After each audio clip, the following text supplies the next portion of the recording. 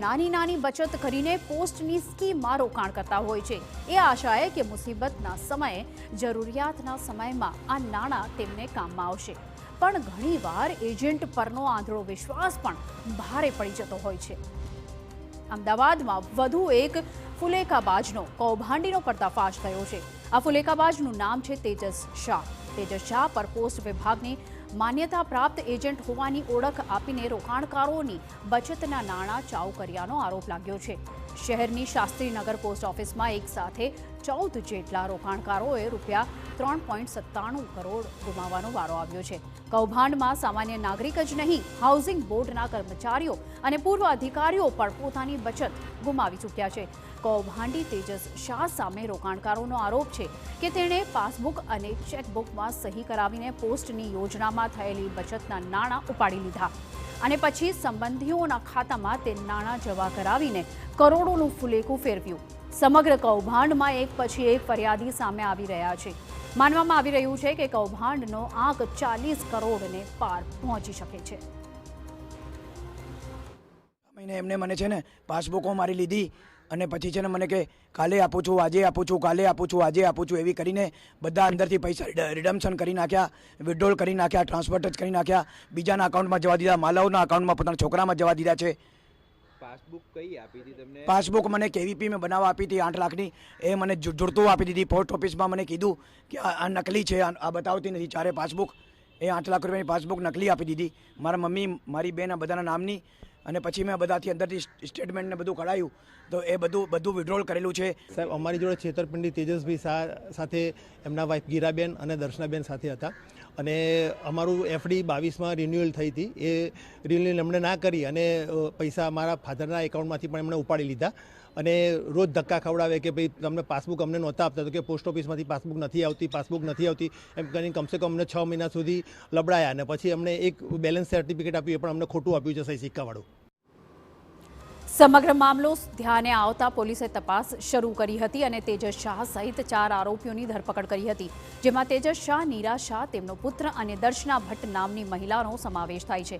તમામ આરોપીઓને પોલીસે કોર્ટમાં રજૂ કર્યા અને 25 જાન્યુઆરી સુધીના રિમાન્ડ મેળવ્યા। પ્રાથમિક તપાસમાં સામે આવ્યું છે કે લોકોને ઠગવા માટે આરોપીઓએ પોસ્ટ ઓફિસની સમાંતર જ પોતાની ઓફિસ શરૂ કરી હતી। આ જ ઓફિસમાં ઠગબાજો રોકાણકારોને બોલાવતા હતા। આરોપીઓના રિમાન્ડ વચ્ચે ઠગબાજ દંપતીનો એક વિડીયો સામે આવ્યો છે, જેમાં રોકાણકારો સાથે દાદાગીરી અને ઉદ્ધતાઈ કરતા જે દંપતી છે તે નજરે પડી રહ્યા છે। આ કોઈ મને કે નહીં તો હું સાંભળીશ જ નહીં। ક્યાં જવું, ક્યાં?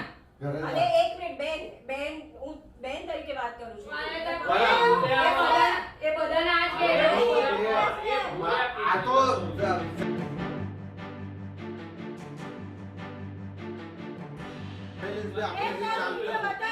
જનરલ જે વાત કરते માલાવ લઈ ધ્યાન 50 લાખનું કર્યું છે, 50 લાખનું એવા કેટલા લોકો કરે છે?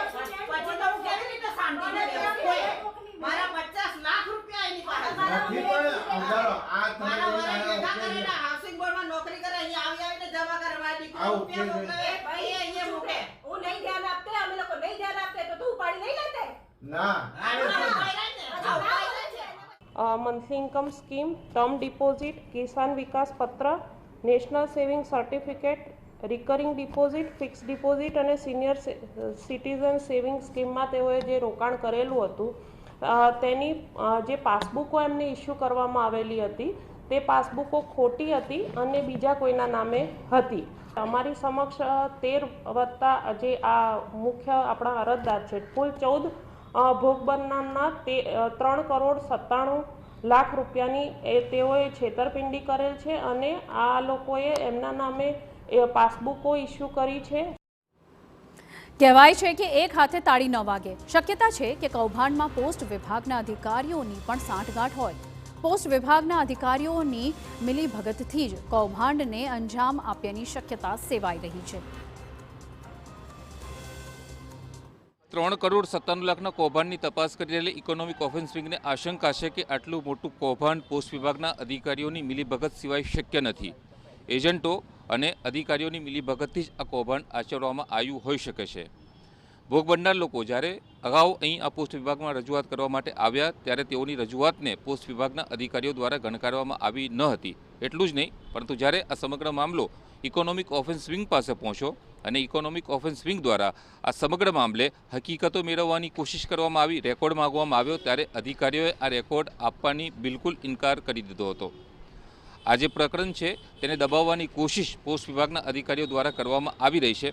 જો કે ઇકોનોમિક ઓફેન્સ વિંગની તપાસ જે રીતે આગળ વધી રહી છે તેને કારણે લાગી રહ્યું છે કે પોસ્ટ વિભાગના અધિકારીઓ વિરુદ્ધ પણ કાયદાનો સકંજો કસાઈ શકે છે. જોવાનું હવે એ છે કે ઇકોનોમિક ઓફેન્સ વિંગ એવા કયા પ્રકારના પુરાવાઓ એકત્ર કરે છે કે જેથી પોસ્ટ વિભાગના કૌભાંડી અધિકારીઓ જેલના સળિયા પાછળ ધકેલાય.